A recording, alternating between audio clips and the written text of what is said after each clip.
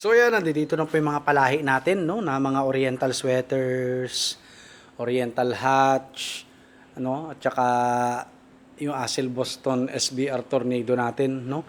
At rehabilitation na po nila, no. So yan, meron tayong nakita na may sipon ito. So binigyan na natin ng gamot, Amtil at saka Doxyclac, no, sabay for 3 days. Ito. No, itong oriental sweater natin. Ayan, nandito na sila, no? At rehabilitation nila ngayon, may ayos natin. Ayan, oriental sweater. Ito, naglulungkot to. Kailangan ma-check up din natin yan. Tapos ay oriental hatch natin. Oh. Dito na din. Ayan. Okay. Mga oriental sweater natin. No? Ito rin, no? Naglulungkot din. Dami kasing tama ng muka, no?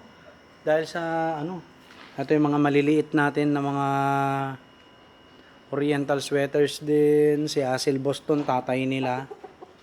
Tapos yung nag-iisang Asil Boston SBR Tornado natin. Nilipat natin. Nakipagbugbugan doon, no? Sa mas malaki sa kanya. Matapang talaga nito, no? Matatapang talaga. Matapang. Kaya di ko rin binitawan eh. Nagkasakit po ito, tsaka nakawala lang. Lalaki. Kaya kunin na natin, no? At may palahi tayo.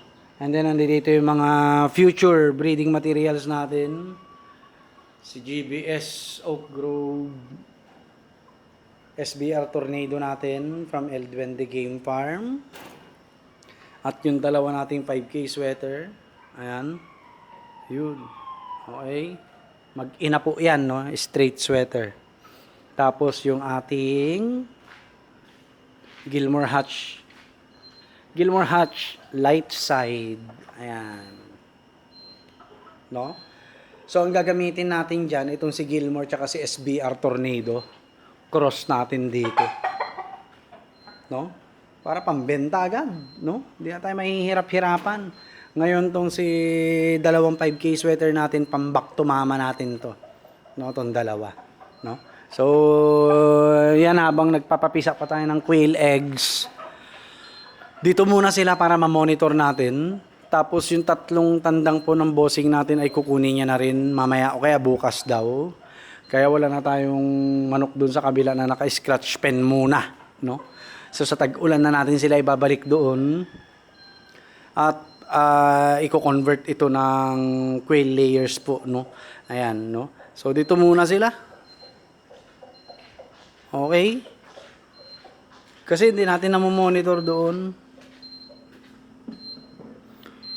Yan, ang dami nating itlog pugo. Iniisip ko kung magpapagawa na lang ng brooder.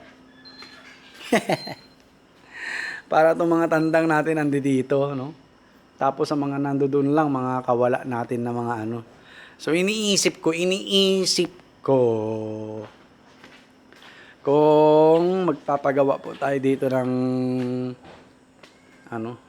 hindi, malabo eh. Dapat talaga doon na sila sa kabila lahat, no? Pati yung mga natin, mga pugo. So dito lang muna sila kasi gusto kong gamutin, no? Ayan. At hindi natin na-monitor, sayang naman to ito, oh. Ayan. Ayan. No? May sakit din yan. Yung mga bulutong, no? Yun, isa. Ito, dalawa, nabigyan na natin ng gamot. Tsaka tatlo. Ito, oh. Lulungkot din. Ayan. Ang gaganda eh. 'Di ba? Magaganda po sila. Okay? So magulo ang video natin ngayon, no? Shinare ko lang. So, yan. Diyan muna sila. Para sila mainitan dito. May tubig naman, no? May tubig naman. Alright. So, yun lang po. God bless po sa ating lahat. Peace.